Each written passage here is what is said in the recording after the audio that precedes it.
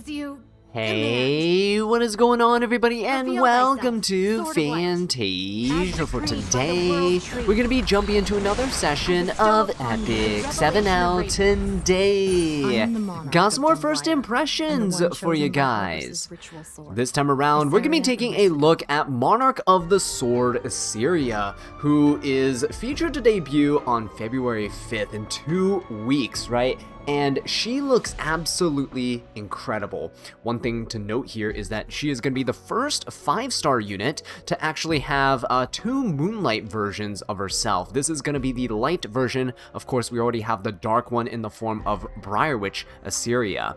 So let's go ahead and take a look at her stat line here. Monarch of the Sword Iseria is a 5-star light elemental knight of the Taurus star sign, and she actually has quite a bit of attack and health. This does mean, though, that she has really low base speed and no awakenings into crit rate, crit damage, effectiveness, or effect resistance. She does imprint the team for HP, which is one of the best team imprints right now in the meta, and she does self-imprint herself with attack. So this is definitely going to be showing us that Iseria is likely going to be an attack scaling knight. So let's go ahead and take a look at what other knights actually have the same star sign, and really there's only one that is really notable, or that exists in general, and that is going to be Senya.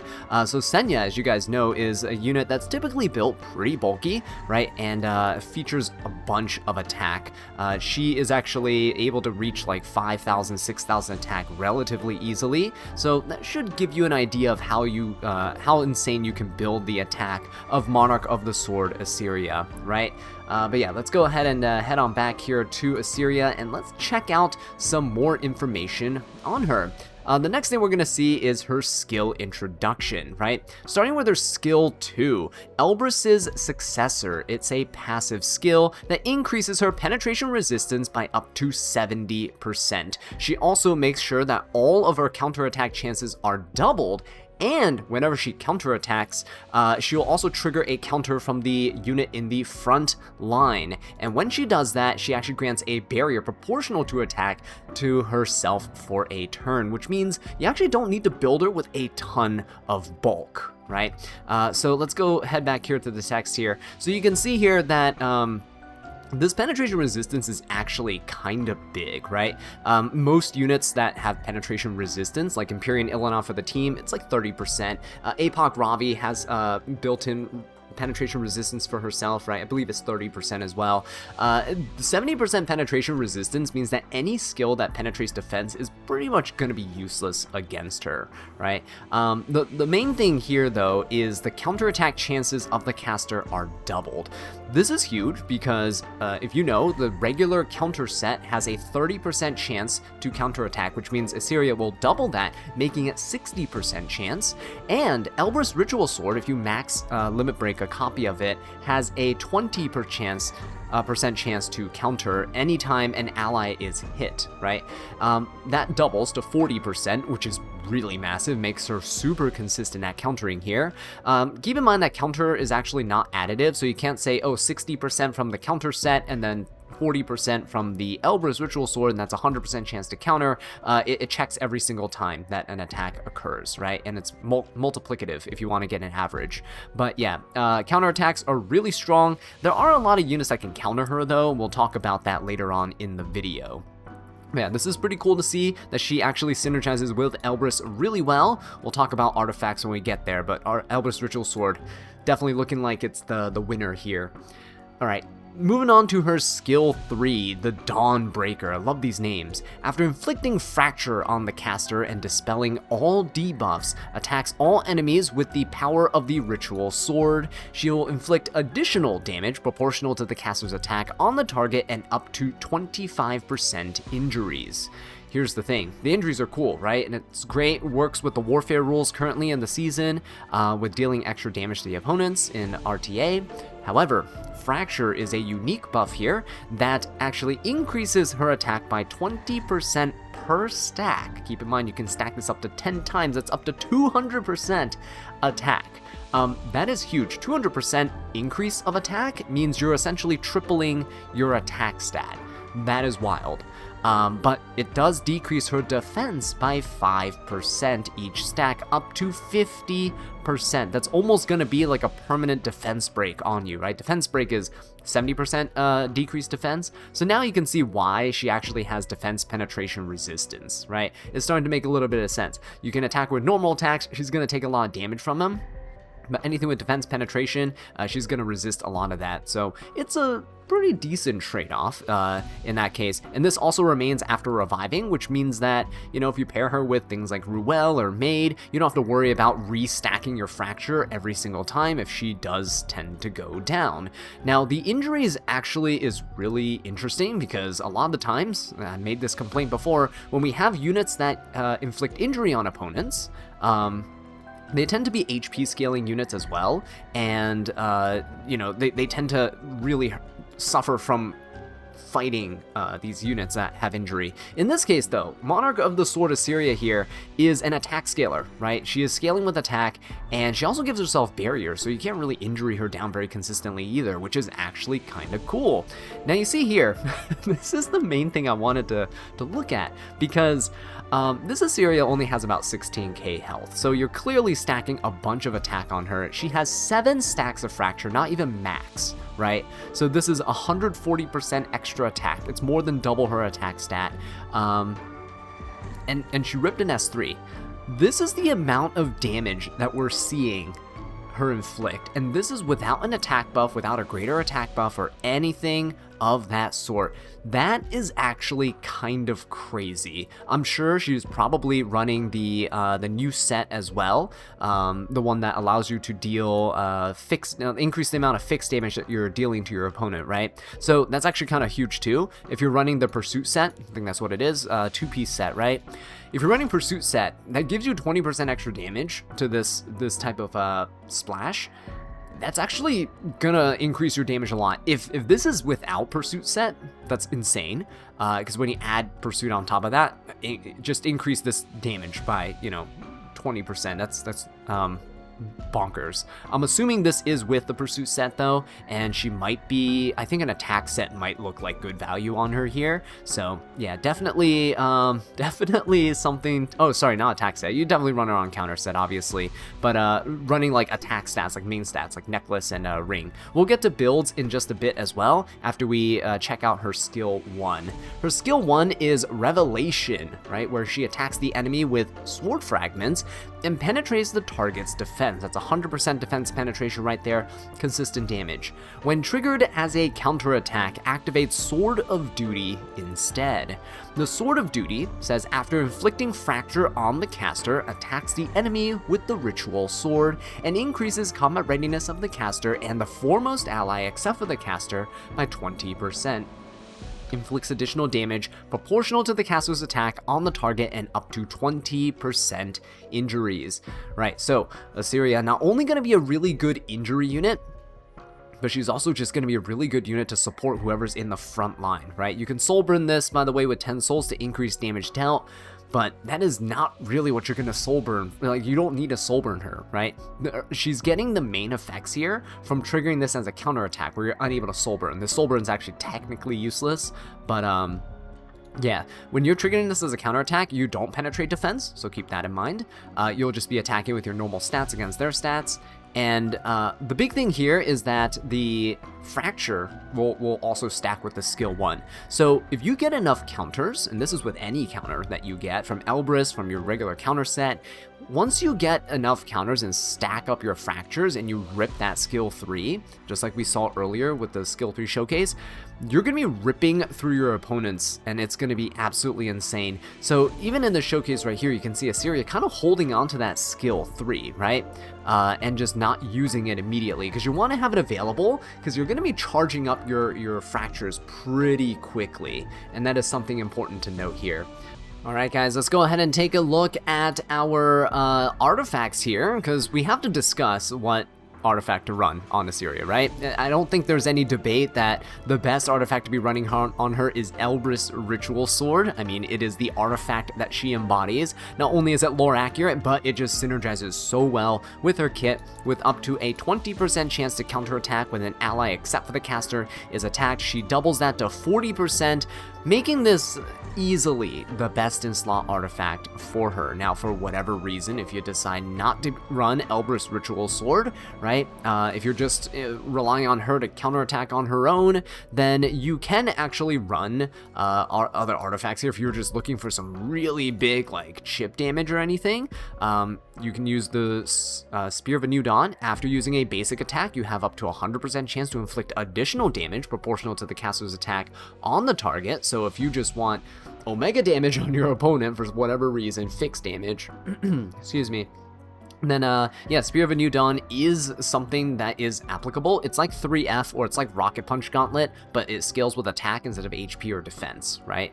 So that is something that you can consider here. But other than that, you're really, really strongly encouraged by Smilegate to be running Elbrus Ritual Sword on her, and yeah, that's pretty much it.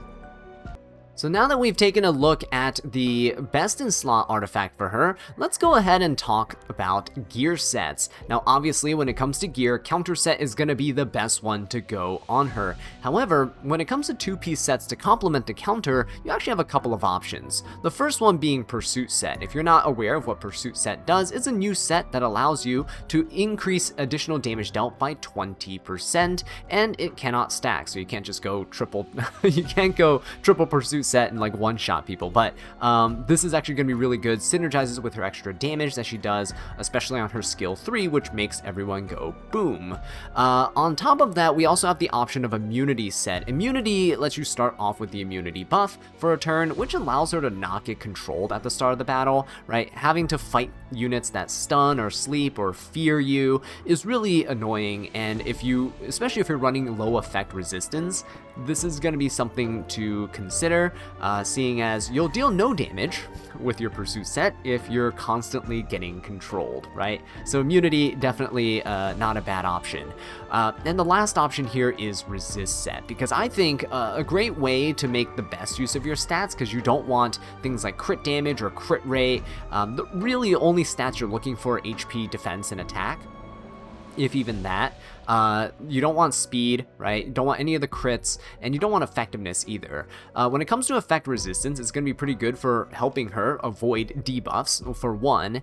And the second is, again, in terms of substat economy, like, there's no reason to have any other substats. Even defense is a little bit iffy, because you're losing your defense regardless when you stack your fracture buffs on yourself. So at max, you're going to lose 50% of your defense stat anyway, so it's probably good to just have effect resistance for the early game to help you get your attacks in, right, so you can live long enough to deal some more damage. So for all of my examples here, I'm going to showcase the Monarch of the Sword Iseria with some effect resistance built in, because it's just the best use of your substats in general, right? So looking here at our counter set with our fixed damage from Pursuit, we actually have almost 6,000 attack, quite a bit of defense, honestly. You can go for lower defense if you need, because it doesn't really matter since she, again, stacks the fracture buffs on herself, and I can definitely mod for more HP. The helmet can get more HP and the weapon can get more HP through reforges here, but you can also see that we can mod out the crit rate here for HP percent on the helmet, and you can also mod out like the defense substats on some of these pieces, like the necklace, the ring here. You can mod out the flat attack maybe for some flat HP if you really want to make sure she's bulky enough. I'd say about 16k health is good enough for her, especially if you're gonna get your barriers and stuff from her constantly counterattacking. Then she's gonna be fine in terms of surviving. Add some damage mitigation and stuff to your side of the field, and you should be a-okay, right? But this is a pretty decent build here, I'd say. Of course, you're running Elbrus Ritual Sword for maximum chances to counterattack, and I kind of like it. So let's take a look now at what happens if we stack a bunch of resistance and how much stats we actually lose in attack. So in this example here, we actually commit to the entire resistance gimmick here, and we achieved some pretty disgusting results, right? Now, obviously, this piece of gear here can be improved. We can get a better weapon for an epic piece here, and we can do some modifications of some stats, right? For example, on the necklace, you can mod out that defense percent for HP percent, bringing her closer to 16k health, which is going to be kind of nice. Around 1,000 defense, I think, is okay for her. 16k health should be fine, and we're getting up to like 250 effect res territory. And if you're playing an RTA, honestly, with the effect res rules in the warfare set and the warfare rules, 200 effect res should be more than enough in most cases to resist everything, but 250 if you want to really play it safe. You can also use team imprints for effect res and stuff and manipulate that team comp to make sure that she is nice and healthy. You can be running units with Bastion of Hope with her as well, to give her some additional effect resistance too. But yeah, in general, which build I'm gonna go with is gonna be up to some testing, and we'll see what ends up being her major weakness, right?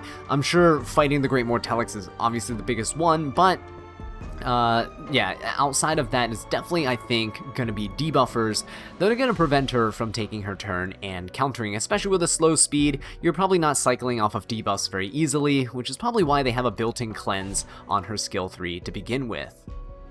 So now that we've taken a look at gear sets for Monarch of the Sword Iseria, let's talk about some units that probably counter her pretty well, and the first and foremost being the Great Mortellix. Yeah, you definitely don't want to be facing this guy because his passive prevents anyone except himself from counterattacking, which means Iseria doubling the effect of her counter set and Elber's Ritual Sword mean absolutely nothing. This guy's gonna shut everything down, so be very careful. Also, if you're against aggressive teams for whatever reason, if they decide to run Astromancer Elena against you, well, she also has the same passive where enemy heroes cannot counterattack, so do be on the lookout for that, I guess. Maybe she'll get buffed in the future, who knows. But yeah, those are the main things you definitely gotta watch out for. Other units to kinda watch out for here are definitely gonna be Rowana. Rowana can easily counter Iseria just because she has the passive that allows her to heal whenever the enemy extra attacks, counter attacks, or dual attacks, and she heals a ton of HP as well. She could put up a revive buff that could be kind of difficult for you to deal with. She gives barriers to the allies too, and she pushes up combat readiness for every ally hit. So if you're counterattacking very often, or you're counterattacking with AoEs and stuff, pairing the frontline unit of Iseria as an AoE damage dealer, for example Bellion, yeah, your opponent's gonna be lapping you like crazy, so definitely be prepared. Now, Rowana's a little bit less of a counter now because Iseria inflicts injury, so the amount of health that you can recover is kinda mitigated to a degree, but definitely still annoying with the combat readiness pushes. Speaking of which, Lionheart Sirmia, definitely gonna be a unit to watch out for. Not only does she take 50% less damage from counterattacks and stuff, but she'll definitely destroy your entire team by increasing defense and giving immunity, right? Allowing her to just come in and slam this S3. The only thing to keep in mind though is that Lionheart does penetrate defense with her skill 3, and is not really going to do too much against Iseria, so that is kind of good at the very least, so keep that in mind, right, for what it's worth. But yeah, when it comes to running Iseria, who to run on the front line, right? In the demonstration, they show units like Lone Wolf Peyra in the front line, which is really cool because units that have high chances to defense break are definitely very valuable to use as counters, right? Or units with combat readiness increase skills like Mediator Cowerick here, able to push up your team and turn cycle everybody, is also really nice. It can help you lap, especially since you're probably running a slower team against a slower team. You're typically probably not running her against cleavers, because there's a good chance she's going to get sniped immediately turn 1 by an opener and then absolutely destroyed, right? So do keep that in mind too. But yeah, you can couple her with some good damage dealers, units that deal AoE damage as well. So if you're looking at, you know, running a Bellion, for example, Bellion's attacks, like her S1 and her, are really strong because you deal AoE fixed damage if you're running things like the 3F artifact, right? You can also have other units pair up with her, for example, like Kayron, that nobody would normally attack. And, well, if you're causing him to counterattack too, then he actually, well, should use the extra animation that targets all enemies instead, right? We'll see if that actually works like that in practice. But yeah, if you're using him to stack up injuries and stuff against your opponent, doing AoE damage to people, it's gonna be kinda scary. There's a lot of units that you can pair up with her by putting them in the front lines. Just keep in mind that if you're running something like Bossarunka, then Bossarunka is actually not a terrible unit to run with her. If you're running damage like with Rocket Punch Gauntlet and really high defense stats, counterattacking Bossarunka every time you force Monarch of the Iseria to counterattack will rack up a ton of damage, and not only that, but she also has a really high chance of defense break as well. So if you didn't already know by now, yeah, very disgusting, scary things. On the last note that I'm going to leave off with, do be careful, because even though she has defense penetration resistance, this little lady over here, Bystander Hua Young, doesn't care, because she doesn't penetrate defense, and if you're running anything sub 25k health on a light unit, you're probably going to get one shot by a Bystander Hua Young. So yeah, she's still going to be very, very scary. But with that being said though, guys, let me know who you think is going to be the most fun unit to pair up with Monarch of the Sword Iseria, and leave them in the comment section down below. Love to hear your suggestions on who I should try out. And with that being said, until next time, take care.